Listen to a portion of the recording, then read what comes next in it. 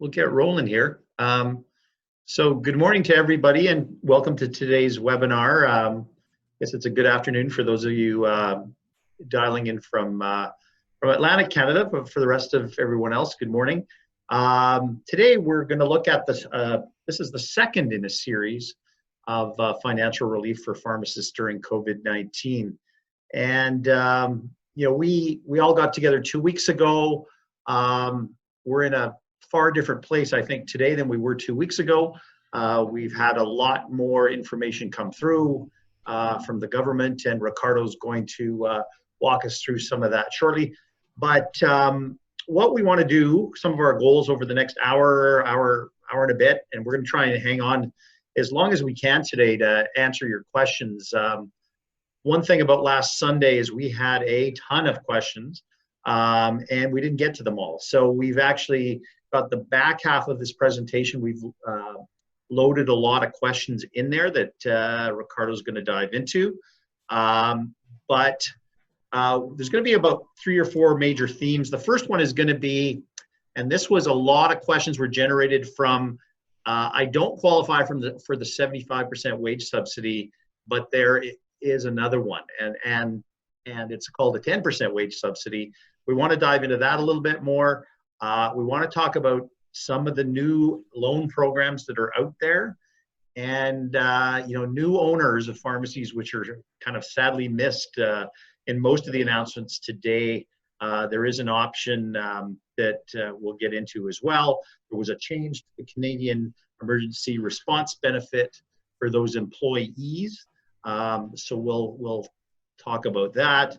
And a few new things just over the last couple of days, which are things like rent and pharmacy students and things like that. So maybe advance to the next slide.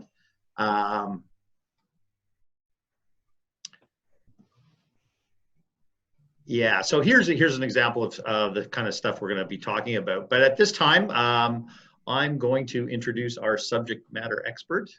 My name is Dean Miller. I am the president of Whole Health Pharmacy Partners, and we're very proud to bring this to you today. As we always do at Whole Health, we always try and walk the beat of a different drummer, I guess. And this is opened up to everybody. But I'm a pharmacist like all of you. I'm not the expert, but we do have an expert here today. And I'd like to introduce Ricardo Ardiles from Pharmatax. And Pharmatax specifically is a firm that specializes in all things financial for pharmacists. So we're gonna kind of give you some information about them at the end of the presentation. But Ricardo, welcome. Morning, Dean. Thanks for having me. Good morning to everyone here. And yeah, so welcome again. This is the number 2. I just want to let everybody know, even though before we kind of get going with Ricardo's presentation, James is here with us again today. James is going to be monitoring your questions. So please feel free to use either the Q&A or the chat button. But we're going to try and park those questions as much as possible to the end, unless there's something that's kind of earth-shattering that pops up, because we have structured this presentation a little bit differently than we did before, where we've actually embedded some of the questions right into the presentation. So ask away, but we'll try and answer them closer to the end. So with that, Ricardo, I'm going to hand it over to you, and let's roll for the next hour or so. For sure. Well, thanks to everyone who's here on this call today. There have been quite a number of changes over the last couple of weeks. So really, the emphasis on this presentation here today is to not recap most of what we went over in the first webinar. It's really more so the changes that have happened over the last couple of weeks and to answer your questions. The biggest questions that we've been getting every single day from our pharmacy owners is with respect to this wage subsidy program. There's 2 types. There's the 75% wage subsidy, as well as the 10% wage subsidy if you don't qualify for this 75% wage subsidy. So let's get into some of the common questions on what we've been getting with this program.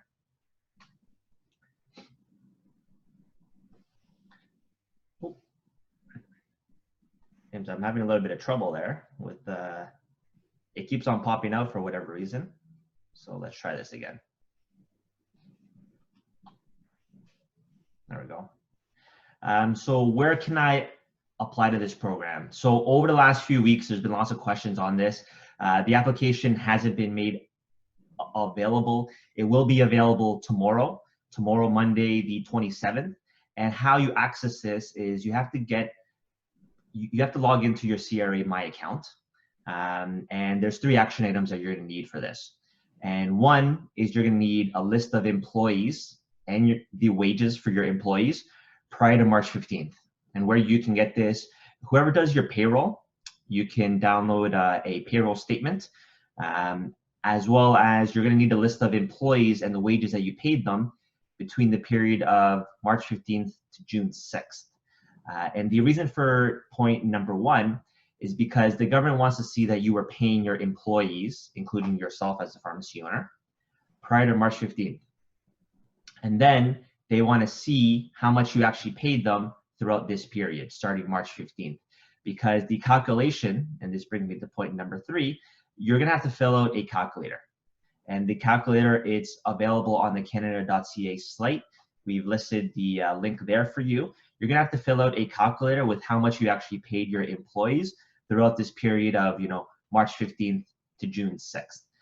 Because the amount of the subsidy that you're going to get is based on what you paid your employees during that period. And so what's going to happen is whatever the result is in that calculator, the CRA is going to reimburse that to you directly into your business bank account. So when you complete the application starting tomorrow, you'll be able to submit this calculator. We don't know how long roughly it's going to take for processing. We're imagining maybe 5 to 10 business days. But whatever the number is on the calculator is what they're going to reimburse you and deposit that directly into your business bank account. Ricardo, can I ask you a question? So that whole piece around March 15th, that's March 15th of 2020, correct? Correct. So they want to see that you've been paying people up to March 15th, 2020. And then is it a constant sort of reporting, I guess, of those payroll wages from March 15th all the way till June 6th? Is that how it works? Yes. So there's going to be 3 periods where you're going to get payments: March, April, and May.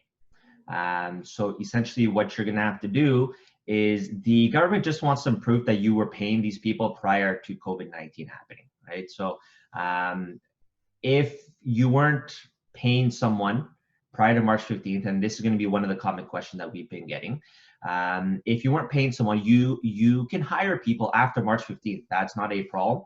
And they're also going to qualify for the 75% wage subsidy. However, if you are a pharmacy owner and you weren't on payroll prior to March 15th of this year, of 2020, then you cannot put yourself on payroll and be eligible for the 75% wage subsidy. And we have some more details on the calculations and what the reporting periods are in the next slides. What I just wanted to convey in this slide here is what the process is going to be, and that the application will be made available starting tomorrow. So for those who don't qualify for this 75% wage subsidy, you'll probably be able to qualify for this 10% wage subsidy program. So March was a pretty good month for many pharmacies. So for many pharmacies, you won't qualify for March for the 75% wage subsidy. What I recommend that you do is you go ahead and you take advantage of this 10% wage subsidy. Now, what is the difference between these 2 programs?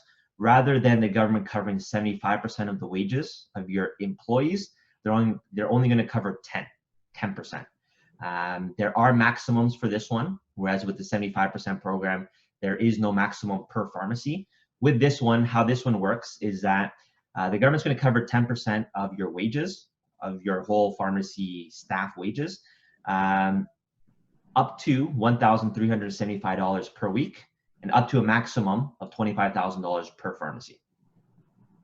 And then, so for March, I highly recommend that pharmacies, they take advantage of this 10% wage subsidy. And then in April and May, if you then qualify for the 75% wage subsidy, you can get that 75% wage subsidy. Whatever you got paid for this 10% wage subsidy will just be deducted by whatever you get from the 75% wage subsidy. Ricardo, the reason you said that, and we've discussed this fully, is that, to me, it, with going to a 30-day fill right across this country, the odds of being eligible for the 75% wage subsidy were not good in March, but they're considerably better in April and May because revenues are down. We're only filling 30-day fills for the most part across this country. So that's kind of the rationale that you're thinking of, right? Exactly. Exactly. So March, I highly recommend every single pharmacy go for this 10% wage subsidy. There is no parameters as to you have to show a decline in revenue or anything like that. So for March, go ahead and get this 10% wage subsidy. And then for the months of April and May, if you qualify for the 75% wage subsidy, you'll be able to get that program. So 10% wage subsidy for March. There's no qualifier. You don't have to show a reduction in in revenue or anything like that. Exactly. So the process for this one, there is no application forms to fill out. There is no qualifiers for this one. So every single pharmacy that's on this call right now should take advantage of this 10% wage subsidy. So the process for this one is whoever does your payroll, when you are processing your payroll, there is a calculator that your payroll company is going to prepare for you. Okay. And what the payroll company is going to do is they're going to calculate that and they're going to reduce your remittances by this calculated amount. So we have an example on that. So let's just say, for example, and these are simplified numbers. This is not a real life example, just a very simple example. Let's just say your total payroll for your whole pharmacy, okay, for the 1 or 2 week period is $10,000, right? And then of that $10,000, you are going to remit $2,500 of income tax, right? Now the 10% wage subsidy is 10% of your total payroll. So 10% of $10,000 is $1,000.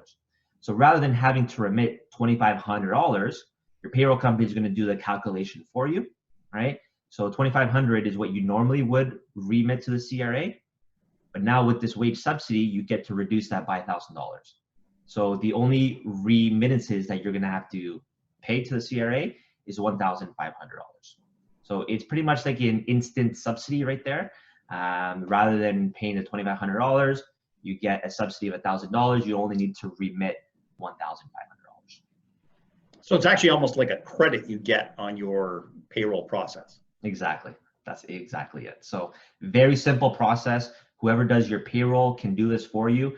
Some pharmacies do their own payroll. This is something that I typically don't recommend to any single pharmacy because there's so much compliance when it comes to payroll and CPP and EI. And it's very simple. It's very easy to make a mistake. And the compliance on this is it's very strict.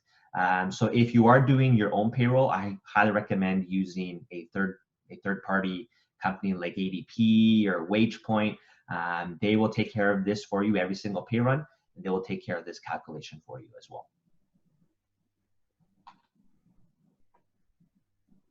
Some common questions that we've been getting, especially with regards to the 75% wage subsidy, is the 30% decline in revenue, or is it based off of profit? And the answer is it's based off of your top line gross revenue. And what exactly is your top line gross revenue? Your revenue is the same thing as saying sales, your top line gross sales. So for a pharmacy, the main components could be your prescription sales, your front end sales, your clinical services. Those would pretty much be your top line gross revenue. So it doesn't factor in any sort of overhead expenses, wages, rent, all that kind of stuff. No, it's just your top line revenue for your pharmacy. You have to show a 30% decline in top line revenue. Another common question that we've been getting is that since the program starts on March 15th, do you have to show top line revenue decrease of 30% or more starting from the middle of March, so March 15th to the end of the month? Unfortunately, no. It's for the whole month, not just from March 15th to the end. You have to show all of March. So you have to compare March of 2020, you have to compare that to March of 2019, or the average of January, February of 2020. And we have an example of what that's going to look like in the next coming slides. Another common question that we've been getting is that, March was a pretty good month for my pharmacy. When is it that I would qualify? So like we were just talking about, for period 1, which is March, it's very likely that most pharmacies don't qualify. So for March, I highly recommend using the 10% wage subsidy and contact your payroll company to get that facilitated for you. For periods 2 and 3, which is April and May, here's what you got to do. So for period 2, this is where most of you who are on this call, we're nearing now the end of April. So one thing that you're going to have to do is update your books to the end of April. And what you're going to have to do is you have to show a 30% decline in revenue compared to April of last year, or the average of January, February of this year, right? So for newer pharmacies, you won't have April of 2019 to compare against, so you can use the average of January, February of 2020. If you're that's very important, right, Ricardo? So it's not picking January or picking February, it's the average of those 2 months. Correct, exactly. If you are in the existing pharmacy, you have the option. So you can go either looking at April 2019, or you can use the average of January and February of 2020. Whichever one that you pick, you need to be consistent. This is a common question that we get for newer pharmacies. How do I qualify? So like I just mentioned, you don't have, March, April, May of 2019 to compare against. So what you can do is you can compare your March, April, May of 2020, compare that to the average of your January, February of 2020. So for March, if you can show a 15% decline in revenue, then you can qualify. For newer pharmacies who don't really have, a significant patient base built up, March could potentially, you could potentially qualify for this program. Because what I've been hearing from my clients, especially from the newer pharmacies, is that it's very tough for you right now because you don't really have that patient base built in yet. So you guys started seeing, a decline in revenue and decline in scripts being filled much sooner than existing pharmacies. So that's what you have to do for March of 2020, is that you have to show your March of 2020 figure, compare that to the average of January, February of this year. If you can show a 15% or more decline in revenue, then you qualify. If you don't qualify for March, then what you can do is for reporting period number 2, which is April of 2020, you can compare that to the average of January, February of 2020. If you can show a 30% more decline in revenue, then you qualify. Ricardo, I'm going to stop us there. James, we have a couple of, I think, some really good questions that have just popped up in Q&A related to this. And I think maybe while we're on this topic, we should dive into these because one is and we're gonna, well, you know what? Let's hold for one more slide. Ricardo, you walk us through this slide, and then maybe we'll get into some Q&A just after this slide, because this one is an important slide as well. Exactly. So here's an example showing how you would qualify, or how you would calculate to see if your pharmacy qualifies. So this is for both new and existing pharmacies. So let's just say, for example, January of 2020, you did about 160,000 of top line revenue. And then February of this year, you did about 170,000, let's say. So the average of January and February would be $165,000, right? So what you got to do is a 30% decline in revenue equates to roughly $115,500. So if your revenue for April of 2020 is less than this $115,500, then you have more than 30% decline in revenue, you qualify for this program. Or if you don't want to use January, February, and you want to show April of 2019, let's say in April 2019, you had a gross revenue of 167,000. A 30% or more decline in revenue would mean, you would have revenues of $116,900. So if you had revenues this year of $116,900 or less, then you qualify for this program. So the reason why I put these two is that you can compare your April of 2020 to either April of 2019 or the average of January, February of this year. So let's just say, for example, for an existing pharmacy, your April 2020 gross revenue is $115,000. You would qualify under both of these criteria because you are less than $115,500 and you are less than $116,900. And then for newer pharmacies, you would just compare your March, April, May figures to the average of January, February of this year. So Ricardo, a lot of questions on this in the chat box and in the Q&A. So folks on the line, please type your questions into the Q&A rather than the chat box if possible. So there's a lot of confusion around the 15% versus the 30% for the decline. So perhaps clarify that.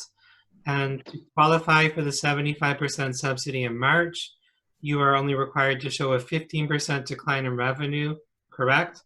Also, if you qualify, you are automatically eligible for 75% subsidy in April. So I'll throw that at you. Okay, so the 15% decline in revenue is just for the month of March. So March of 2020, you have to compare against your March 2019 or the average of January, February of 2020. If you can show a 15% decline in revenue compared to either one of those two, then you qualify. Right? The reason why we didn't really go into that for this session, we went into that last session, and because March was a pretty good month for most pharmacies, so most pharmacies don't qualify for the March period, but let's just say you do. Okay. So again, just to recap, the 15% decline in revenue is just for that first reporting period of March of 2020. You have to take your March 2020 revenue figure, compare that to March of 2019, or the average of January, February of this year. If you can show a 15% or more decline in revenue, you qualify for March. And if you qualify for March, you automatically qualify for the next reporting period, which is April. So a lot of Is that the same ongoing? You say, you qualify in April, then you qualify in May? Exactly. So then brings me to my next point. That 15% is just for the March reporting period. For the April and the May reporting period, it has to be a 30% or more decline in revenue. The 15% does not apply anymore. It's just for that first month. All right. So in the second and third reporting period, which is April and May of 2020, you have to show, so go into April, you have to show your April 2020 figure. You have to show a 30% decline in revenue compared to April of 2019, or the average of January, February of 2020. And then if you qualify for April, you automatically qualify for May. Ricardo, a few questions very in the details. So with our example, what if revenue was $116,800, for example? Yep. So then you would qualify. So because you have to choose one or the other. Okay. So in this case, you wouldn't qualify for this first one, right? Because you're over the 115,000. But you would qualify for this one here, the April 2019 gross figure, because you're under 116,900. So then what you got to do is you would qualify for April, and you would automatically qualify for May. Right? So it's one or the other. Whichever one is of benefit to you, you pick that one. There's a pile of questions here. Like, what is the best way to calculate these revenue numbers? Is it through dispensing software like Kroll, POS reports, or through QuickBooks? Yeah, it's definitely going to be through QuickBooks. So what we typically ask from our clients when we're doing the bookkeeping is we're going to ask from your pharmacy software, we're going to ask for a plan summary report, which is going to show all the plant billings, as well as the OTC sales report, which is going to show all the sales from your front end. Those are typically the two reports that we ask for. And then in terms of the marketing support programs, depending on how you show it in your top line revenue, some people show it as top line revenue, some people bundle it into your cost of sales. So in this particular case, I would recommend, for the months of April, so March, April, May, let's bury that into your cost of sales. That way it doesn't show up as your top line revenue.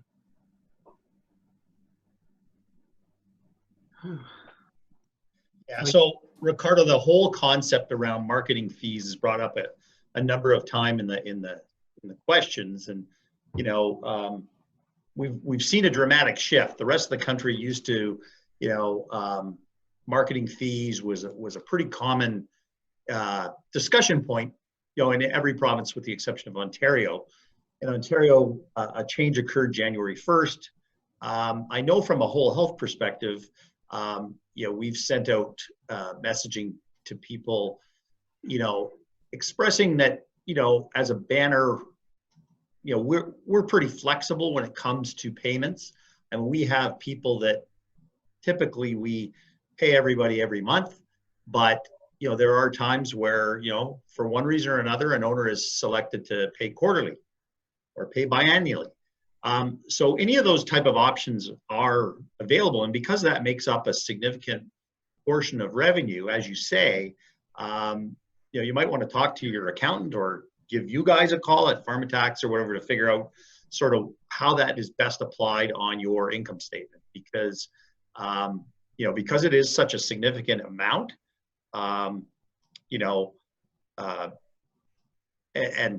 perhaps in the past you did it as a reduction of cost of goods sold, but maybe, in order to kind of justify either the 15 or the 30, you might want to apply it a different way on your income statement.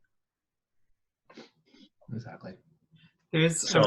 So lots of flexibility with that one, James. I mean, it's something that I think every owner individually has to think about, because there is great variety in how people apply that in their own pharmacy, right? So anyways, it's a very, very important consideration, as you look at, do I qualify or do I not qualify? Right. There's a really good question here.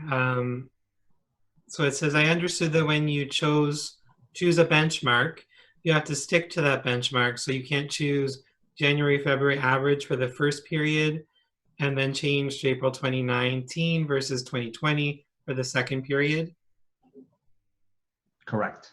So whatever benchmark that you pick, you have to stick with that for the rest of the period, for the rest of the reporting period. So if you picked your April 2019 figure to go with, right, then you have to stick with that for the remaining period. So, this one's not going to be too much of a concern for many existing pharmacies because March was a pretty good month.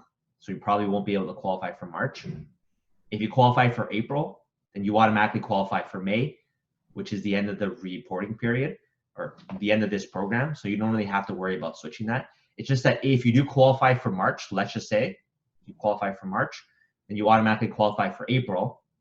Then when you look to May to see if you qualify, whatever benchmark you chose for that first period is what you have to use for that last period.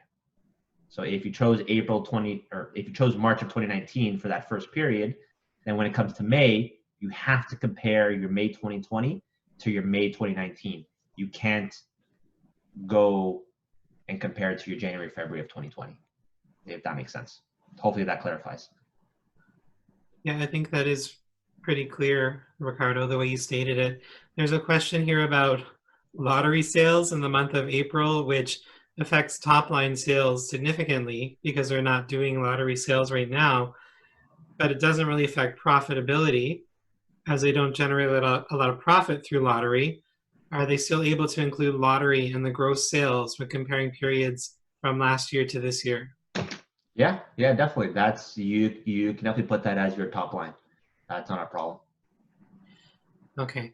So just again, the key point there is that this is not about profitability, because we do know that, a lot of us have spent tons of money on deliveries, plexiglass barriers, personal protective equipment, all of that stuff are costs of the business. So those all drive the profit line. But again, Ricardo, we're not talking about the profit line. We're talking about the income line, correct? Exactly. Your revenue, top line sales, whatever you want to call it. There are a lot of pharmacy owners that don't like the word sales, so I like to call it revenue. Who doesn't want more revenue, right?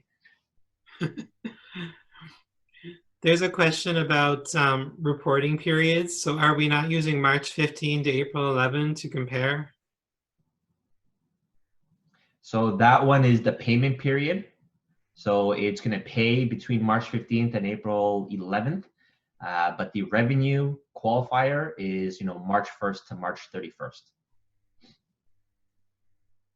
Okay, maybe we should keep moving along with the slides. Okay. Yep. Some of the questions, I've been reading the question too. Some of the answers we have in the next slides. So let's go into that. So this is a huge question. I've been getting this every single day too. Is as the pharmacy owner, including family members, are you covered under this wage subsidy program? All right. The answer is yes, as long as you were on payroll prior to March 15th of 2020. So if you weren't on payroll prior to March 15th and you paid yourself and your family members dividends, or you didn't pay yourself anything, especially for a new pharmacy, a lot of pharmacy owners didn't pay themselves anything last year. Unfortunately, you are not covered, not even if you put yourself on payroll now. So there has to be proof that you were on payroll prior to March 15th. So this is not to be confused of, you can hire people after March 15th and they're going to be covered for this wage subsidy program, but that's assuming that there is not a family relationship there. So just to clarify what I mean by that, you can hire staff pharmacists, pharmacy assistants after March 15th, brand new, and they're going to qualify for the wage subsidy. That's not going to be a problem. But you can't hire family members on or after March 15th because they won't be qualified for this wage subsidy. You have to show and prove that they were on the payroll prior to March 15th of this year of 2020.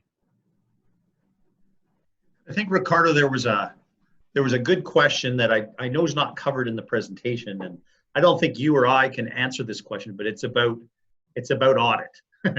What are the odds of the government coming back at some point? And I mean, all these programs are so widespread. Is there any thoughts in your head about their capabilities of actually auditing this stuff? And would it happen next year? Would it happen 5 years from now? Mm-hmm. I know it's a loaded question, yeah. But I think areas like that where family members and things like that, those are pretty blatant ways to sort of change the system, which we're not recommending. But it's a tough question to answer, but I just thought I'd open it up for your thoughts. Yeah, definitely. So they are going to go after companies that were fraudulent in this, for sure, 100%. The timing, when that's going to happen, I don't really know. Maybe at minimum, maybe starting 6 months. We don't really know right now. In any given year, so you could be audited at any point in time, pre-COVID, after COVID, regardless of what's going on right now. You could be audited for any point from now until 7 years. And there's roughly about a 3% chance that you could be audited each and every single year. Like in a given year, there's roughly about a 3% chance that you could get audited. So very small chance it does happen, right? Whether or not, like when they're going to start auditing for this kind of stuff, that's a good question. But they've made it very clear that whoever that they can find that was abusing of this system is going to face some pretty steep penalties. If I recall correctly, I believe I read that you're gonna have to pay back the wage subsidy plus 25% of a penalty. I could be wrong there, but I believe that's what I read.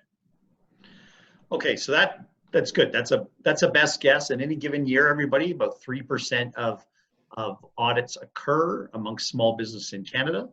And I mean, my guess would be that, I mean, the government's probably way too busy at this point to start the audit process, but there's a 7-day window, or a 7-year window where they potentially have the right to audit a business. Yeah. Okay, James, onward. There's a couple questions. I don't know if you want to address them now, Ricardo, but some employees applied for EI already, as I had to cut their hours and lay them off. Do I have to ask them to come back to work to qualify for the 75% subsidy? Gotcha. So that leads me into this slide here, is that do I have to maintain the regular hours for my employees? So there is no clear wording mandating that. Okay, so what the wording says is that employers are expected to make their best effort to top up their employee salaries to bring them back to pre-crisis levels. So if you had staff working 40 hours a week and you laid them off, and then now because of this wage subsidy, you want to hire them again, it is expected that you put forth your best effort to bring them back to 40 hours per week. It's not mandated. So if you hire them back and you only pay them for 30 hours per week, yes, you'll still be able to get this wage subsidy, but you aren't mandated to bring them back on for their full 40 hours per week. Hopefully that answers. Yeah, I think, Ricardo, that's a really good point, and we'll just we'll focus on that one a little bit. It's the wording in the statement is make your best efforts. So there's nothing to say that if you've laid off a person that worked typically 40 hours a week in your pharmacy, even with the wage subsidy. I mean, remember what the goal of this thing is, to keep people employed, but it's not absolutely 100% necessary that they have to be back at that 40 hours a week.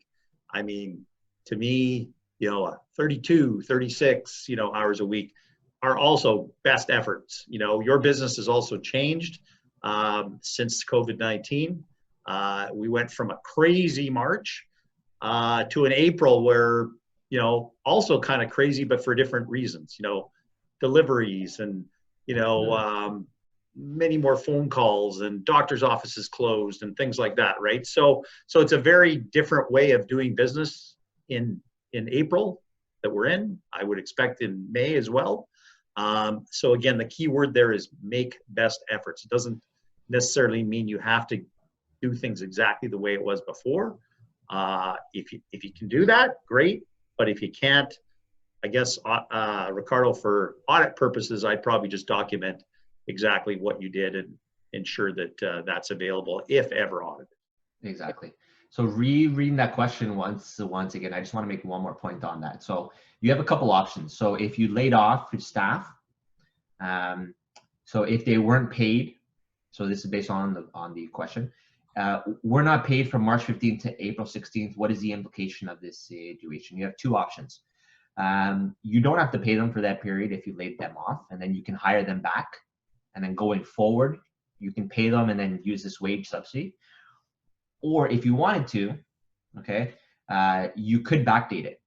So you could hire them, pay them for that period of March 15th to April, crap, I lost the question. From March 15th to April 11th. Sorry, I lost the question there.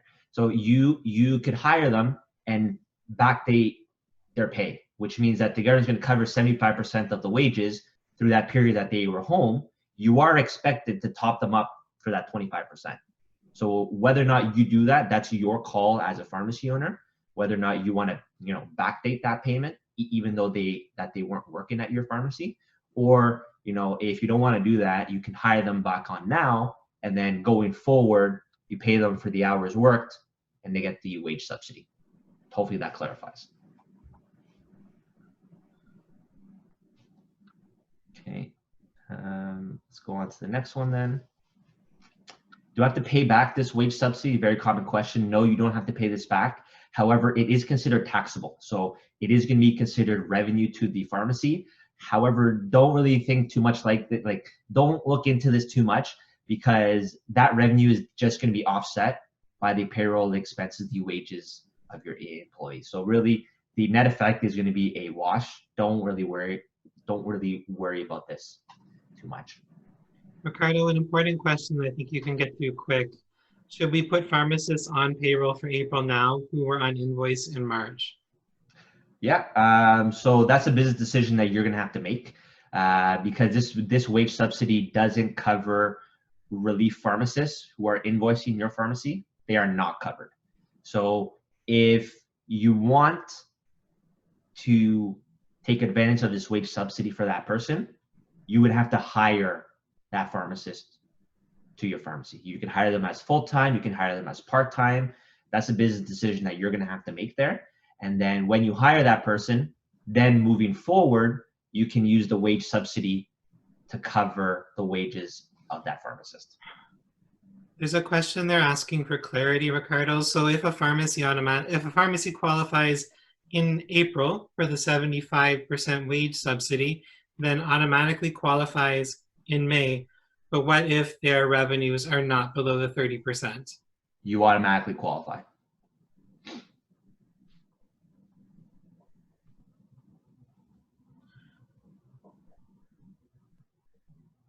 Okay. One question that I see here that I just wanted to go over real quick.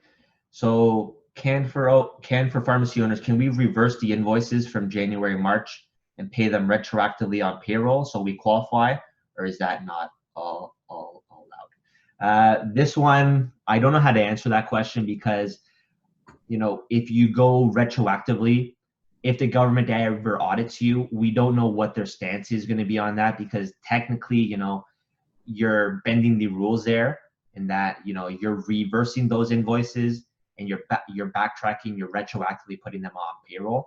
We personally think, and this is our opinion, is that they would view that negatively and they would probably reverse it. However, could be wrong. We don't know how this is going to play out, but we're not recommending to our clients to do that, to put themselves retroactively on payroll, because that would be bending the rules. So I wish I could give you 100% certainty to that answer. However, we don't know how the CRA is going to view that. We think that they're going to view that negatively, because you're gaming the system to your advantage, for good reason, because your pharmacy is suffering right now. But we don't know how the CRA is going to view that. So I don't know how to answer that question there.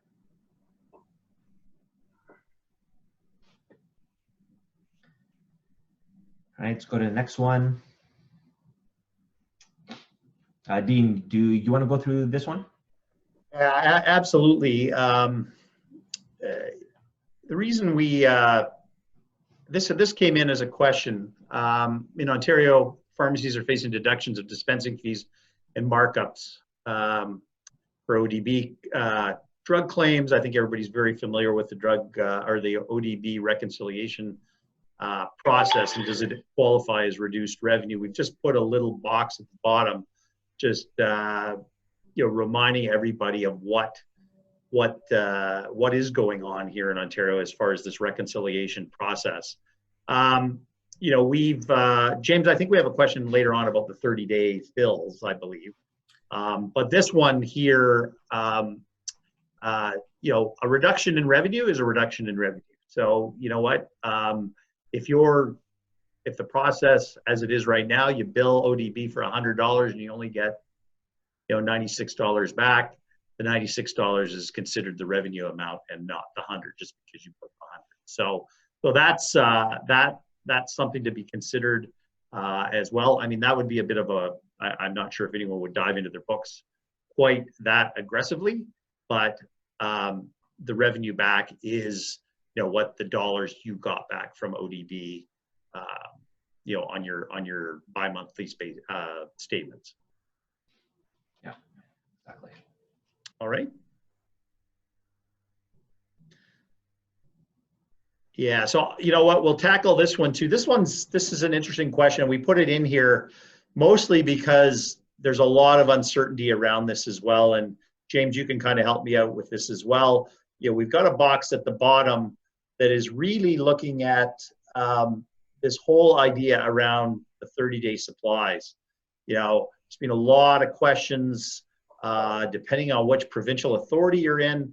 You know, what happens to the dispensing fee? What happens to the co-payment amounts where those are in place in provinces where we now have a second fill, a third fill in our 90-day window that used to be just, of course, one fill. And to update everybody, you know, depending on what province you're in, there's been different decisions that have been made. You know, for instance, here in Ontario, this is still something that's being advocated for because there's really been no decision on what's going to happen with second and third fills. However, you know, in provinces, and James, you're originally from the East Coast, you know, we've even out there, we've seen differing opinions in New Brunswick and Nova Scotia, correct? Yeah, so if you look at a province like Nova Scotia, I haven't seen the final details, but it sounds like pharmacists are being asked to waive their co-pays and keep track of that to submit for payment later on. So it's going to be a manual process. So the question is, these delayed collections, is that qualify as reduced revenue for this period, seeing as I'm collecting them down the road, probably in a later period, Ricardo? Yeah. So this is this was a tough one because typically what we do is that, you know, you report it this month, right? So you're showing a higher revenue figure, but then, you know, next month when it's reconciled, you know, it's reflecting the lower dollar amount. So, you know, this is why we think March is going to be a non-qualifier for most pharmacies. March, you're not going to qualify. And then for April, you will qualify. So there is two ways of doing the accounting for pharmacies. There is one, you know, you can report your revenues based on your billings during that month, even though you're not going to get, you know, payment maybe for 30 days, especially with ODB. That is called the accrual method of accounting. So March would show as great, even though you don't get payment for most of it up until April. Or you can do the cash basis, where the cash basis is you build everything in March, but, you know, most of those billings you're not going to get paid until April. You wouldn't show that revenue until you actually receive it. So you wouldn't show that up until April. So if that's the case, you know, April will probably show up as a good month under the cash method. You know, probably we're recommending to our clients, you know, don't use the cash method of accounting, use the accrual method, because March was a great month. You want to reflect that in March, even though you're not getting that payment up until April. And if it's reduced, then so be it in April. What's most important here is that, you know, March was a good month, probably not going to qualify. Let's make sure you can qualify for April and May.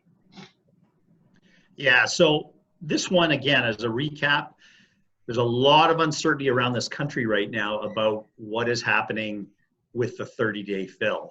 So, you know, provinces like Quebec have always had a 30-day fill policy, but pretty much the rest of the country has been 90, 100-day supplies of medication. So, as James said, you know, provinces like Nova Scotia have already kind of made statements that pharmacists would benefit from, you know, being reimbursed for, you know, waiving co-payment amounts or reductions in co-payment amounts. Here in Ontario, for instance, it's an advocacy position. There's nothing more than some early discussions that have happened. So more than likely in a lot of these provinces, if you're going to get any dollars back on a waiving of a co-payment amount to help somebody in financial distress, it's going to be later on.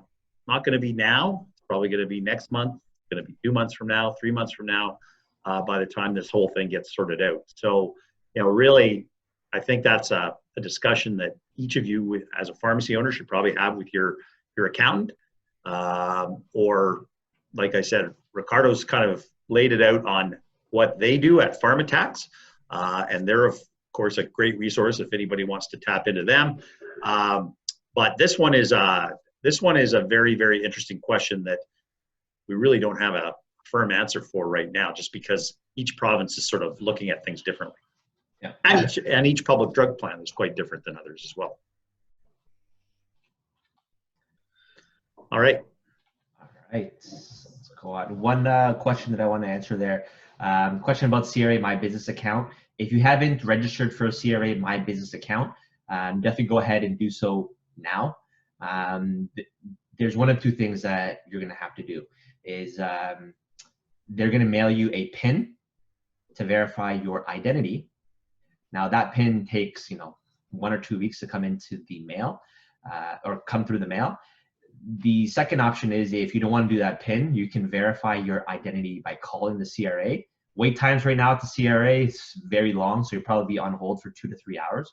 So if you haven't registered for CRA My Business account, do that right after this call. And call in to verify your identity. Just keep in mind you're going to be on hold for 2 to 3 hours probably. Okay. James, any other questions with regards to that wage subsidy that you wanted me to tackle before I go on to the next topic? I'll give you this one more question, and then we really need to drive forward because we're almost at an hour already. Okay. So, do they take into account February has 2 less days than March and a holiday, so essentially 3 business days less? February is generally a low month for most businesses anyways, so I'm finding that including February brings down my average significantly compared to using January alone. No, so they don't take into consideration that it's 2 days less. It's just your whole revenue for January, February. You have to take the average. So you have to use the average of January, February, or 2019 figures, March, April, May of 2019. I'll give you this last question. Can you really change your accounting method midstream, i.e. change from cash accounting to accrual accounting? Similarly, can you change your revenue recognition policies midstream? For example, changing from recognizing market payments as top line and now starting to bury them in your cost of goods sold to take advantage of COVID-19 programs? So whatever you pick, you have to be consistent for the whole of the 3 reporting periods. So I guess, Ricardo, if you did choose to change and recognize it differently, as long as you're consistent over the 3 months? Correct. Okay, thank you. Okay, let's move on. SEBA loan, this is the Canada Emergency Business Account Loan. Fantastic program. Highly recommend that every single pharmacy, if you qualify for this, get it as soon as possible. What it is, just to recap very quick, because we went over this in the first one, it's a $40,000 interest-free loan. It's interest-free up until December 31st, 2022. If you pay it back by then, up 25% is forgiven. So if you take the full $40,000 and you pay back by December 31st, 2022, $10,000 is forgiven, which means that you don't have to pay it back. If you don't pay it back by December 31st, 2022, then 5% interest rate per year applies to it, and you have to pay that back over 3 years up until 2025. So common questions, does my pharmacy qualify for this? You had to have payroll in 2019 of a minimum 20,000 up to a maximum of 1.5 million. So this did change, because prior, when we did the first webinar a couple weeks ago, the payroll minimum was 50,000 up to a maximum of 1 million. This has changed. It's now minimum 20,000 up to a maximum of 1.5 million. So you can apply now through your online business bank account. Whoever you bank with, you log in. There should be a notice when you log in saying, apply here for the SEBA loan. Timing is very critical for this. This is only a $25 billion program, and every single business here in Canada is going after this program. So, funds are going to run out very soon. So if you haven't already applied for this, go. Right after this meeting, go, because I wouldn't be surprised if this funding got capped very quickly. There's a question there. What's the earliest you can pay back the loan? You can pay it back at any time. So you can make principal payments, interest, like you can pay it back as soon as you want, really. I probably wouldn't recommend paying it back too soon, because you should be using this loan for your operating expenses. So, to pay for rent, pay for employees, all that kind of stuff. So if you do take this and then you pay it back in a month, you have to justify. Yeah, exactly. Very common question that I've been getting. I have multiple pharmacies, multiple corporations. Can I apply for each one? And the answer is it depends what the corporation's doing. For any sort of operating company, so if you have multiple pharmacies, then yes, you can go ahead and you can apply for each and every single pharmacy, as long as each pharmacy meets the payroll conditions of, in 2019, minimum 20,000 payroll, maximum 1.5 million. So if you have 5 pharmacies and you meet the payroll conditions, you can apply for each of the 5 pharmacies, right? Same with a relief corporation. Same thing there. If you were on payroll last year and you meet the payroll conditions, you can also apply for this program too. And then in terms of holding companies, so if you have a corporation that doesn't have any sort of, that doesn't perform a service or doesn't sell goods to the general public, and it just has passive investments in there, like, you own properties, you have a stock portfolio in there, then those companies don't qualify. All right, so it has to be an operating company that's providing goods and services to the general public. There's a question, Ricardo, about a new pharmacy with no payroll last year. Can they pay themselves $20,000 for last year? It sounds like they want to do like a retro payroll for 2019. Is that something that's possible?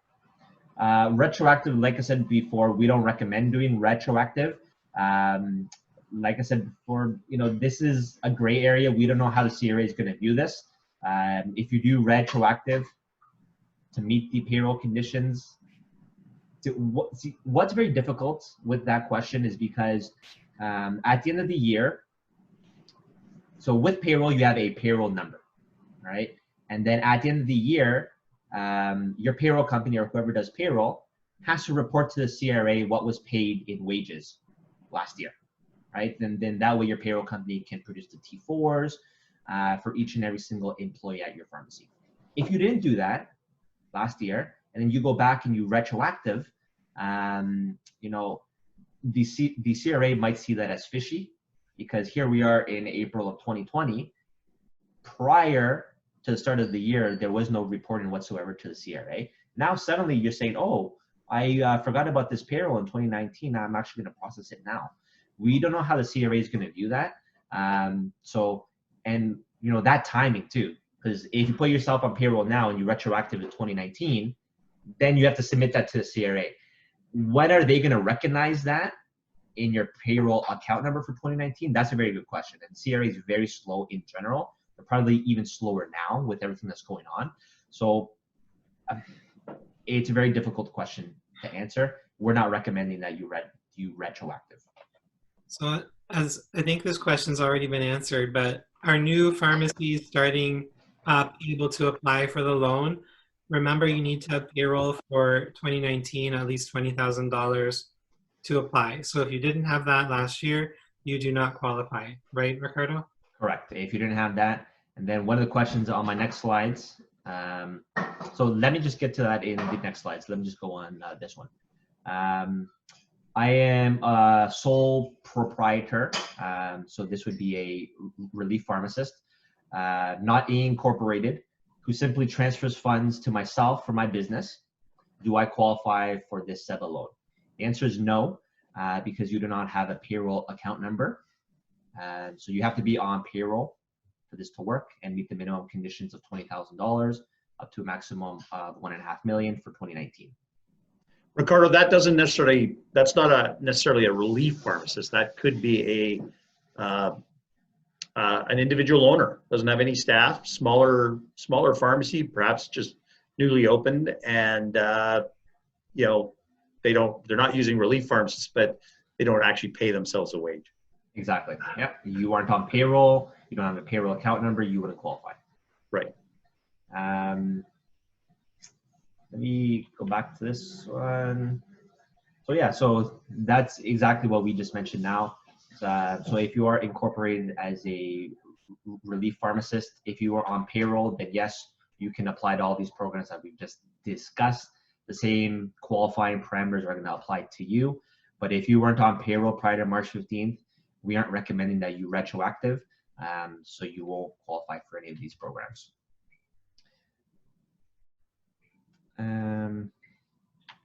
There was one question that I wanted, I think I have it on the next ones.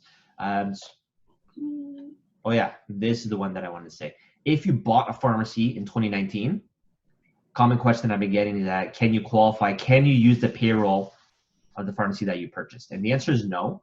You cannot use the payroll of the business that you purchased because the payroll account number is different, right? So when you purchase the pharmacy, it doesn't matter that they met the payroll condition.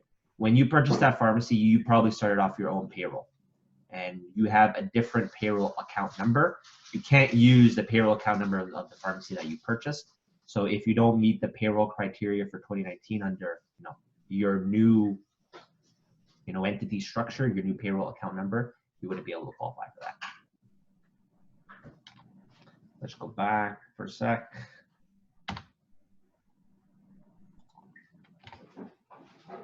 Oops.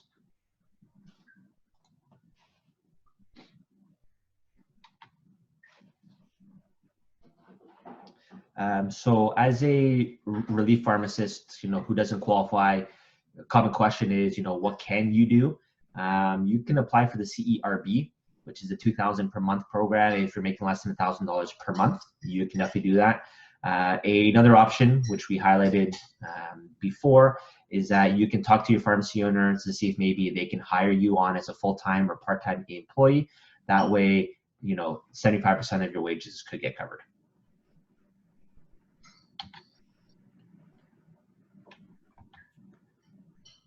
Ricardo, that last one, that is a change, correct? That last one? Because the emergency benefit loan. Oh yeah, the $1,000 per month, yeah, that's a change, yeah. So before, if you were making any money, you couldn't qualify for the CERB. Now they have changed it saying that you can make up to $1,000. If you're making less that's than going to impact a lot of pharmacies out there that have, people that, work part-time. They work 10 hours a week. They work 15 hours a week. Odds are in a typical month, they might be a pharmacy assistant. They might be a tech. They only work a little bit and they make less than $1,000. So they do qualify, whereas under what we talked about 2 weeks ago, they wouldn't have qualified. Exactly. Yeah, Ricardo, I think there's a similar question in the Q&A from the beginning. So it says, previously it was stated that CERB and CEWS cannot be utilized for the same individual. Recently, rules were changed to allow an employee to earn up to $1,000 per month in addition to CERB. Is the employer able to collect CEWS on this $1,000 portion while the employee collects CERB? Yeah, so you're going to pay the regular wages to your employee. So if you're going to pay them $1,000 per month, then yes, you as the pharmacy owner, you're going to get 10% of that. So $100. You're going to get that from the wage subsidy program. And then your staff pharmacist or your employee is going to be able to apply for the CERB and get $2,000 on top of that. Common question that we've been getting for the SEBA loan is, are there any restrictions on what this money can be used for? It's meant to help cover operating expenses. So paying for employees, rent, paying for utilities, so on and so forth. It cannot be used to refinance existing loans that you may have. Can't be used for the payment of dividends to the owners or to anyone else, as well as can't be used to increase the owner compensation.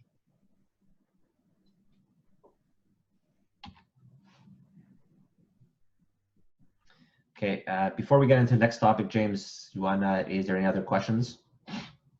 I think you're going to get into this, but it says, so is there any other kind of loans for a new pharmacy without a payroll history? I think you're going to dive into that one soon.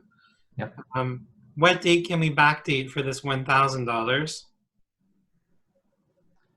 Okay, yeah, that one. So that program started on March 15th.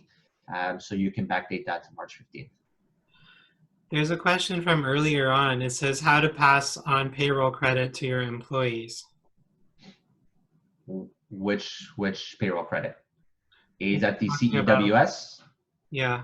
I think Payroll credit is for owners, that's not for employees, right? That's a deduction you take off of payroll, the remittance off of so. payroll. You would share it by paying wages Yeah, you while would share you're it by getting paying wages. a rebate.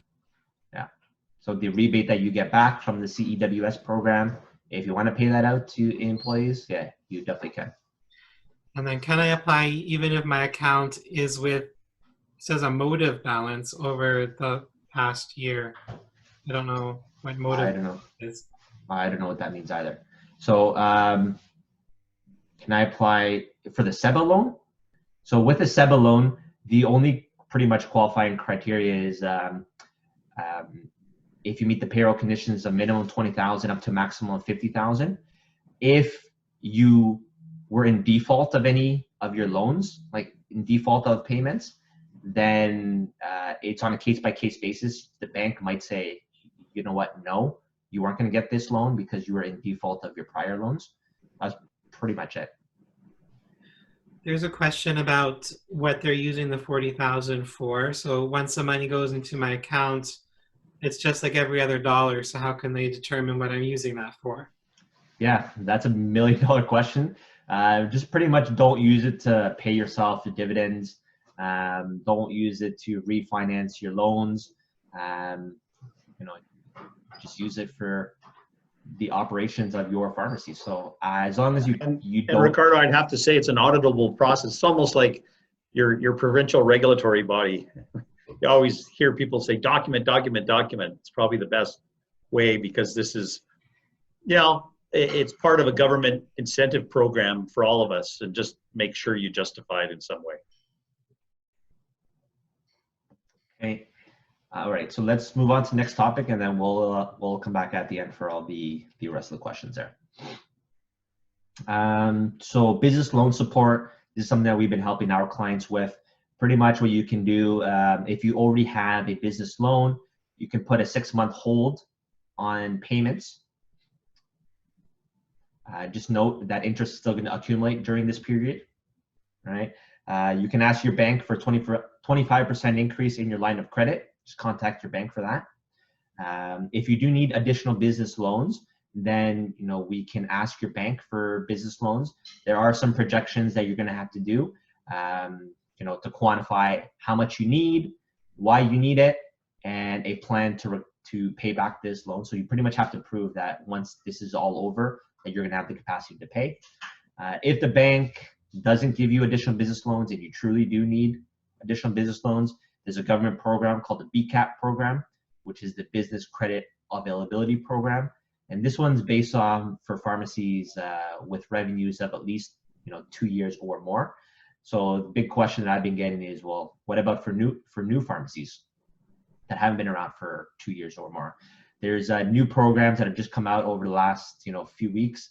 One of them is called the Futurepreneur Program for young pharmacy owners, as well as funding for regional development agencies that don't qualify. We're going to get into that. In terms of the work sharing program, I do want to share this first before we get into the loans. What is the work sharing program? This is something that if you don't qualify for maybe some of these other programs, definitely take a look into this one. What the work sharing program is, it's a program designed to help your employees, right? So it's not meant to help out owners, it's meant to help out your employees. And it's meant to help out your employees with income loss during this time, because with many pharmacies have reduced their hours during COVID-19. So it doesn't apply to pharmacy owners with a share ownership of 40% or more, as well as relief pharmacists, incorporated or not, also don't qualify. So how does this program work? So let's just say, for example, you have your staff, and prior to COVID-19, they were working 40 hours a week. And now, because of COVID-19, you've reduced the hours at your pharmacy, and now they're only working 30 hours a week, right? So now the question becomes, for your employees, now they're getting paid less, and they may or may not qualify for the CERB. So then what sort of options do they have? You as the pharmacy can apply for this work sharing program, and then you can pay your staff whatever hours that you're working. You can continue paying them the 30 hours. What this work sharing program does is that it's going to be a bit of a top up. All right. So with CERB, it's paying a maximum of $500 a week. Right. So let's just say your employees are working 30 hours per week instead of 40. So there's a 25% reduction in hours and a reduction in pay. With this work sharing program, your employees can now apply for 25% of that maximum benefit of $500 per week. So which means that they would get an additional $125 per week on top of the 30 hours that you're paying them per week. So really, it's a program meant to help your employees who are suffering income loss right now and who don't necessarily, qualify for the CERB. It doesn't apply for pharmacy owners who are 40% or more shareholders of your pharmacy. It's only going to be for your employees. So does your pharmacy qualify for this one? The pharmacy must have been operational for at least 1 year, and you must have reduced your hours by at least 10%, and it expected to be that way for at least 6 weeks. So many pharmacies are pretty much at the 6-week point right now, and you can start to qualify for this program. So it's not based off of revenue or anything like that. It's just pretty much if you've been operating for 1 year or more and you reduce your hours by at least 10% and you expect to be that way for 6 weeks, then what you can do, you can apply for this work sharing program. The only thing to keep in mind is that all employees must agree to reduce their hours, right, by the same percentage and share the available work. Right, so all full-time people, if they were working 40 hours per week and you want to reduce that down to 30, all your full-time staff need to be reduced to that 30 hours, to share the hours available.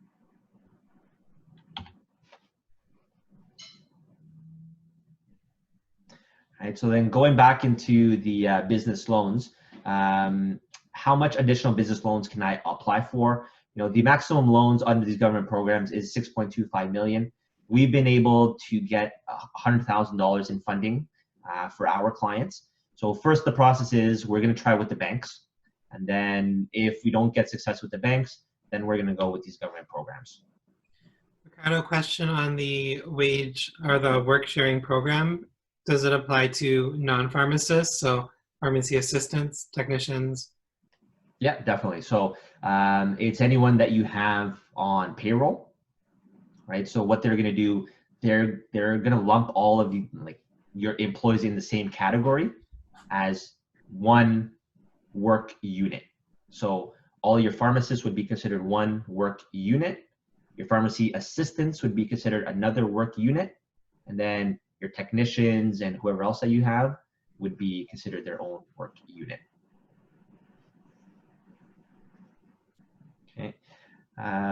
So in terms of these loans, like I was saying before, for pharmacies that have revenues for at least 24 months and having a good credit score of about 620 or higher, then first we're going to try with the banks. If that doesn't work or we aren't happy with what the bank came back with, then we can try these government programs. How do I access the 25% increase in my line of credit? Contact your banker, your commercial banker for that. And then if you've been operating for less than 2 years, so for a newer pharmacy, how can you qualify for accessing this loan? So again, what I would recommend, try and get the 25% increase in your line of credit. If you need more funds, then let's go into what these Futurepreneur and these regional support programs are.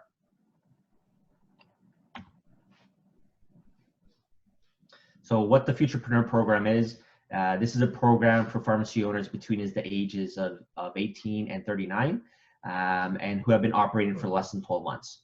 You can get financing for up to $60,000, which is going to be paid back for 5 years. The only thing that's different between this and the SEBA loan is that with the SEBA loan, it's interest-free and you get a forgivable portion. With this one, unfortunately, there is no interest-free period and there is no forgivable loan option. But this is a valid option for newer pharmacies who don't qualify for that SEBA loan. You can get up to $60,000 in financing, and you can pay that back over 5 years. So Ricardo, the Futurepreneur program, that's a new announcement. The application is not out for that yet, is it? So this is not a new program. This has been out. It's just that with COVID-19 happening, there's been more funding towards it, right? Oh. So, even prior to COVID-19 happening, this program was out and you could get up to $20,000 to this program. But now with COVID-19 happening, the government's, put more money into this program and they've increased the financial cap. So you can get up to $60,000 now through this program. Whereas previously it was 20,000. Gotcha. Mm-hmm. And then what is the regional support program? There's not really much clarity on this one right now. So each province has a regional support program. Here's the link if you want to check it out. So each province has their own regional support program to help out businesses with whatever they need, programs like mentorship, to get financing, stuff like that. There is no details on that site. It's pretty much saying, contact this phone number. You're going to be put in touch with a regional support program coordinator, and then you're going to have a conversation to see how maybe potentially they can help you.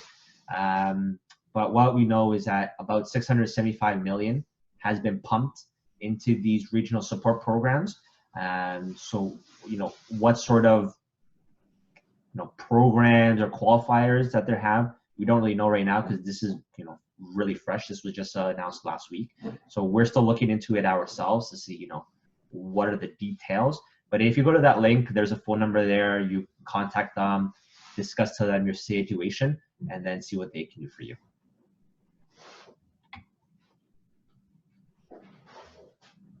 So if you do need business loans, additional business loans, like I said before, first we're going to try with the banks. Then if we aren't happy with the banks, then we can go with these government programs. What you're going to need to do is you're going to need to quantify the financial impact the COVID-19 is having on your pharmacy, doing a cash flow projection to see, what your monthly expenses during and after COVID-19, as well as, showing to the banks that you have a recovery plan to pay back this loan once COVID-19 is done. So these three pillars, the banks are going to want to see this. It's building your case for the application. If you just call up your banker and say, I need $200,000, they're not going to give it to you. You have to show supporting documentation, supporting analysis, kind of like a mini business plan to be able to get funding for this. The CERB, we're not really going to go too much into this really because we went into it in the last one.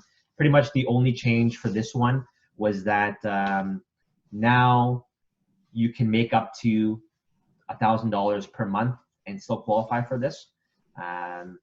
So that's the only change from that program. And then for essential workers, we're still waiting to hear from this, but for any essential worker, if you earn less than $2,500 per month, the government's going to give you a top up.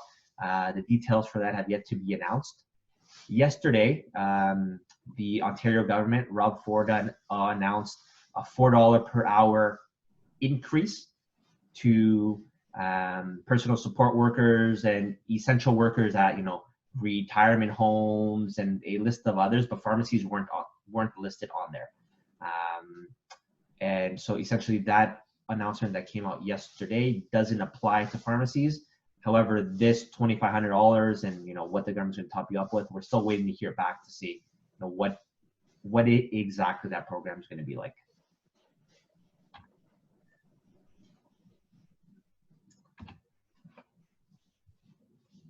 Common question, can I take advantage of the wage subsidy and the CERB? Generally, the answer is no, it's one or the other. So if you are making less than $1,000 per month, then yes, you can go ahead and apply for the CERB. So Ricardo, 2 questions. So how can we apply for the emergency response benefit? Okay, here's the link. Just go to canada.ca, canada.ca, or you can also go through your My Service Canada account. But here's the link here. You click on that and you can apply. Very simple process. You can get up to $2,000 per month for up to 4 months, and payment is going to take between 10 to 14 days to hit your bank account. And one more question. So in short, if you're a brand new pharmacy, then there is not much help other than 10% subsidy. 10% subsidy, as well as the Futurepreneur program, as well as the regional support program. Those are pretty much 1, 2, and 3. So 1, 10% wage subsidy, 2, the Futurepreneur program, and 3, the regional support agencies. But I guess, Ricardo, we'd probably add to that, you know, a lot of new owners talk about, you know, an extension on their line of credit or something like that. So, you know, with a proper plan in place, going back to your bank, it's the best time to do it now. You know, there's more funds. I guess there's more, you know, ability for those new owners to, you know, to go to those banks and look for a little bit more credit, because there is some available, as long as they've got that justification. Exactly. Now is the time to do it, because the government's pumping a lot of money into the banks and into these programs. So now is the time that you want to do it before these funds they run out. So keep in mind that these are funds that every single business here in Canada is going to be going after. So the sooner that you can do this, the higher the likelihood that you'll be able to get the funding that you're looking for. There's 2 questions, Ricardo, related to work sharing. How would you recommend applying for employees to work share program if their hours have decreased, or should we wait to hear from the government as to what they will do for employees making less than $2,500 per month? And how can we apply to help our employees apply for work sharing? Yeah, so you can go to canada.ca, COVID-19 section for financial support programs, and there's going to be a link there for the work sharing program. There is quite a number of applications that you have to fill out for that, and that does take time to come back. So I would recommend don't wait, go ahead and apply, and then if in a few weeks if there has been some changes and now you no longer need it, then you don't have to take it. And also, is the 25% increase in the line of credit temporary? From what I've heard, no, it's going to be permanent. So that's why I'm recommending get it, because even when this is all said and done, you know, I recommend as large of a line of credit as possible for any business, because you never know when, you know, stuff could happen and you're going to need to tap into that, right? There's so many more times, like throughout the year, there's so many instances and so many stories that we've heard of, you know, pharmacy owner getting hit with, you know, something like a stroke or a heart attack, or, you know, dying. And, you know, that leaves the pharmacy in a very financially vulnerable position. So being or having any line of credit to be able to rely on when stuff like that happens could go a long way. And money's very cheap right now. Yeah, prime's gone down. So prime rate has gone down to about 2.45%. And every single time that we've done this for our clients, we've been able to get a lower rate of interest than what they typically can get when going to the banks themselves. And typically it's because of the fact that, you know, there's no one who's really taught you this kind of stuff on how to prepare a business plan, how to do financial projection. So when the banks see this, you know, they say, well, you know, these numbers don't really look too good, it looks risky. They give you a higher interest rate. So what our goal is for you is to, you know, build the case for you. We know what the banks are looking for to give you the lowest rate possible. There's one question here. I can be eligible for the CERB if I make less than $1,000, but if it was less than I used to make, or a part-time tech whose salary is $900 and salary not affected by COVID-19, still can apply? If you're just making less than $1,000 per month right now, then yes. And then how easy is it to get 25% increase in line of credit, or do they make you jump through hoops? No, it's pretty simple. So just contact your bank for the 25% increase. Contact your commercial banker. Say that you would like to increase your line of credit by 25%. They're going to ask you a couple questions, and that's pretty much it. They're going to ask you what is your cash burn rate right now, which is how much you're spending on a monthly basis. But I guess, Ricardo, they're more motivated to help you than they ever have been with the government incentives in place, correct? Yeah, exactly. Okay, James. That's it for questions. Next. Okay, we've gone over that one.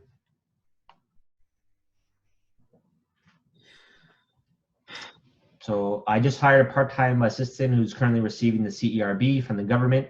Is it true I can give her 10 hours of work or a maximum of $1,000 a month in payroll? She doesn't want to lose her CERB benefits while working part-time at my store. So the answer is yes.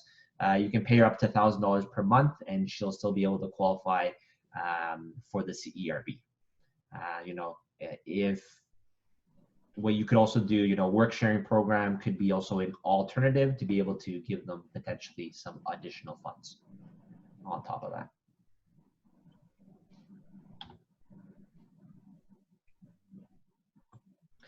In terms of, this is a new program that just came out on Friday, this past Friday. So we don't really have any details, you know, as to how this is going to work. Unfortunately, you know, pharmacies not going to qualify for this program.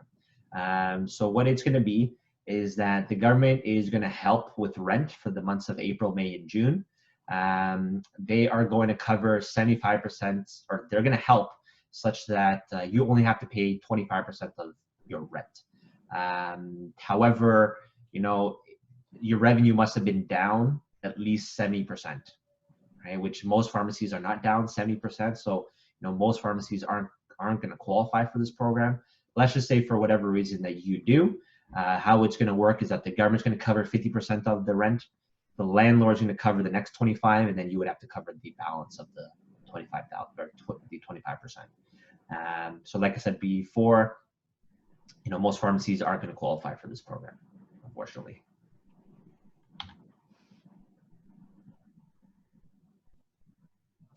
After talking to my banker, bookkeeper, and accountant, I'm going to be the one that falls through the cracks.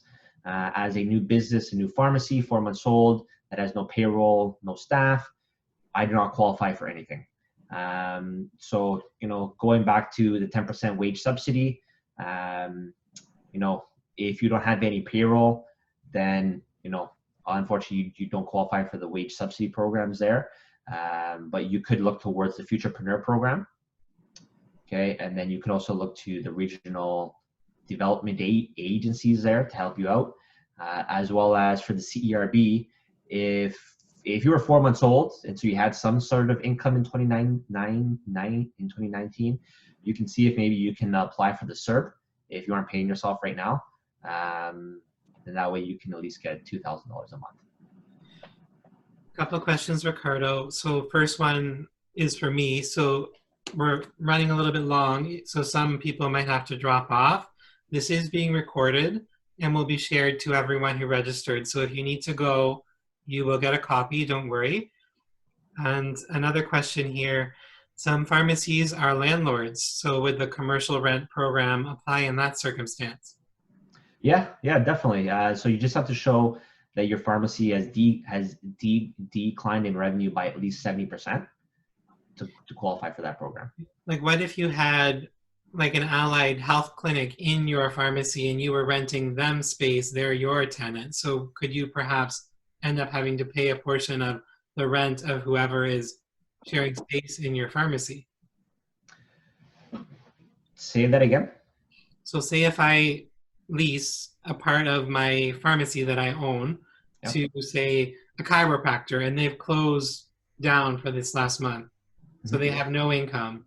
So could a pharmacy potentially end up having to pay 25% of the rent towards that program? Yes. So for a chiropractor, they would probably be down 70%. So yeah. So you as the landlord would cover 25%. The chiropractor covered 25%, and the government's going to cover 50%. There's a question here in the chat. I have 2 pharmacies and 1 clinic under the same corporation. Would I be eligible for 3 different loans of $40,000 or just one? That would be just one. That would be, so let's go back. Let's think about this for a second. So one corporation, you probably have one payroll account number because it's only one corporation. So one payroll account number. So you would only be able to apply for the $40,000 loan once. The multiple pharmacies, if you have different corporations, you're going to have multiple payroll account numbers. So this is going to get into the details, Ricardo. For rent relief, some pharmacies have a pharmacy and a clinic under the same corporation. The pharmacy is fine, but the clinic is down greater than 70%. The corporation has rent for the clinic and the pharmacy. Would the corporation qualify for rent relief for the clinic portion, even though it's the same corporation? Gotcha. So no details really on specifics on this one. It's just based on the business as a whole. So if you have it all in one corporation, then you have to take a look at the revenue for the whole corporation. It's got to be down 70%. Whether or not that's going to change, we're not sure right now. But from what we've seen in the verbiage, it has to be for the business as a whole. So if you have it both in one corporation, it's got to be the revenue as a whole, not picking apart just the clinic. There's a question in the chat. For 25% rent covered by the landlord, what makes him encouraged to pay or lose that money? Rent. I think that was a negotiation between the federal government and probably the landlord association, I believe, wasn't it, Ricardo? Yeah, exactly. So this could be facilitated. This program is going to be facilitated through the government and the landlords. So yeah. Probably a bunch of upset landlords out there, but yeah, exactly. So yeah. Anyways, let's keep going. 2 payroll account numbers. So yeah, if you have 2 payroll account numbers, then yes. From my understanding, you should be able to get the SEBA loan twice because it's based on a payroll account number. And that person, they asked about getting details after the presentation. And I'll repeat, this recording will be shared with everyone who registered. If for some reason you don't get it, you can email me. And my email is james@wholehealthrx.ca. Yep. And then if anyone needs to chat with us, I believe a call to action is coming up. Oh, no, we have it at the end. The last one. For students, there was a benefit package for students. Post-secondary school students are going to be able to get $1,250 per month from May to August. And if you're taking care of someone with a disability, then that amount goes up to $1,750 a month.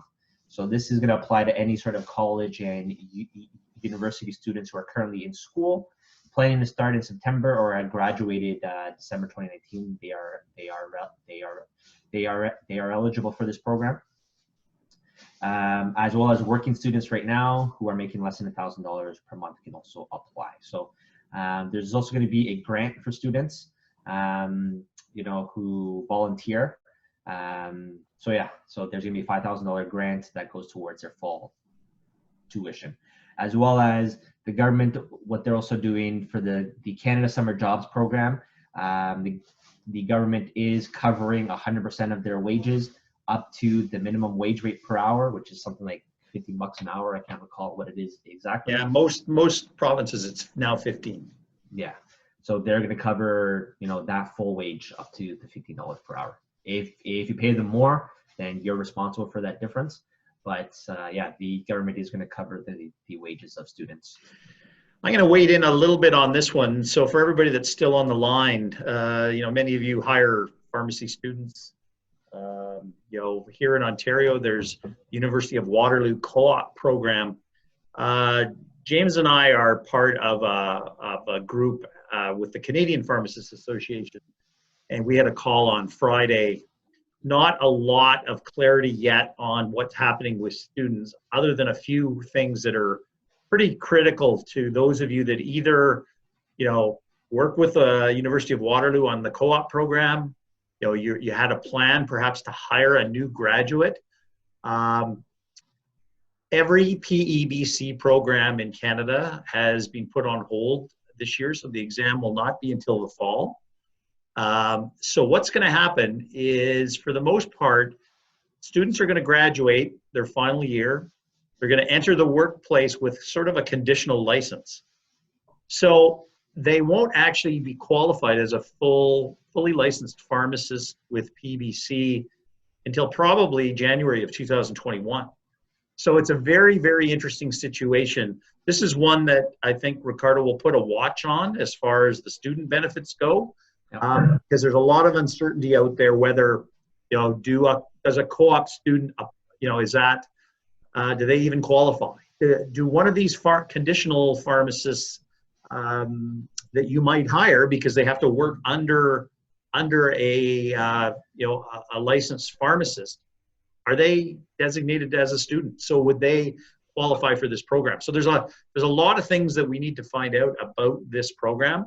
The good news is that there's programs being put in place to allow you to take advantage of a student. Maybe you just hire a student through the summer. I think that's probably the most simple one, because then you would qualify under this program. Co-op, hiring one of these conditionally licensed pharmacists, that's different, and we're going to try and find that out, because this one too was just announced the other day. Yeah. There's a question here, Ricardo, relating to this. So can a student apply for this program if they've already applied, and I presume would have qualified for the $2,000 a month? Yeah, so they can, as long as they're making less than $1,000 a month. And there's a question about the rent relief. So how can they apply for that? Don't know yet. This just came out on Friday. Details on that, we don't know yet. Going back to another question, the one about one corporation, two payroll account numbers, I just looked that up, and I have to retract my answer to that. I was wrong. Unfortunately, you can't get two loans. So if you have one corporation and two payroll account numbers, you can only get one SEBA loan of $40,000. So it's on call it a borrower basis. So in this case, the borrower would be the corporation. And since it's one corporation, it doesn't matter that you have two different payroll account numbers, you're only going to get the SEBA loan once. So I just want to clarify that. I haven't gotten that question, so that was good. Thank you. Okay, let's go on. I believe we're tilling. So yeah, now is really the time to start looking at this kind of stuff, because April, a lot of pharmacies are starting to see that their April numbers are down. So really now is really the best time to start taking a look at how you're going to manage your pharmacy from a cash flow perspective from here on in forward. So March was a pretty good month. Now the question is, how are you going to keep on surviving for the months of April, May, June, or however long this is going to happen. So, some questions about, how much money do you have in the bank right now, in your business bank, and how long is that going to last for? How much are your monthly expenses right now? And what are you doing to reduce some of those expenses? And how long can you survive until that money runs out? And what are you doing to apply for these programs? And do you need additional bank loans? So these are types of things that you as a business owner now should really be thinking about, especially now in the month of April, where you're starting to see that your numbers are down and you might be starting to ask some of these questions.